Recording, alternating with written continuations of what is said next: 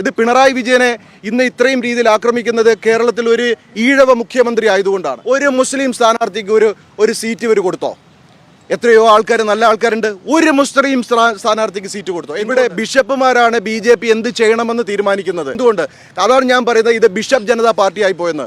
ഇവിടെ വെള്ളിക്കരണ്ടി വന്ന ആളല്ല രാജീവ് ചന്ദ്രശേഖർ. രാജീവ് ചന്ദ്രശേഖർ എന്ന് പറഞ്ഞ ഒരു റോബോട്ടിക് ലയറാണ്. അതുപോലെ ഒരുപാട് റോബോട്ടിക് ലയേഴ്സാണ് ഇന്ന് BJPയെ കൺട്രോൾ ചെയ്യുന്നത്. ഇത് ഇവർക്ക് വർഗീയത മാത്രം പറയണം, ഇവർക്ക് രാഷ്ട്രീയത്തിൻ്റെ പേര് പറഞ്ഞ് ഇവരുടെ കീശ വീർപ്പിക്കണം. AN രാധാകൃഷ്ണൻ്റെ അഴിമതിയെക്കുറിച്ച് ഇവരെന്തെങ്കിലും വെളി പറഞ്ഞോ? പിണറായി വിജയൻ്റെ സ്വർണ്ണക്കൊള്ള മാത്രമാണ് ഇവിടെ പറയുന്നത്. ഇപ്പം ചോദിക്കും, ഞാൻ ഇങ്ങനെ പറഞ്ഞാൽ ഞാൻ പിണറായി പക്ഷമായി. പിണറായി വിജയനും ഭദ്രാനന്ദും ഒരുപാട് വേട്ടയാടപ്പെട്ടതാണ്. പ്രത്യേകിച്ച് BJPക്ക് അകത്തൊരു വൻ നായർ ലോബി കിടപ്പുണ്ട്, ഒരു വൻ നായർ ലോബി. അത് ഈഴവന്മാർക്കോ ഹരിജന്മാർക്കോ താഴോട്ടുള്ളവർക്കോ വളരാൻ അവർ സമ്മതിക്കില്ല. ഇത് പിണറായി വിജയനെ ഇന്ന് ഇത്രയും രീതിയിൽ ആക്രമിക്കുന്നത് കേരളത്തിൽ ഒരു ഈഴവ മുഖ്യമന്ത്രി ആയതുകൊണ്ടാണ്. ഇത് ഞാൻ ജാതി പറയുന്നതല്ല.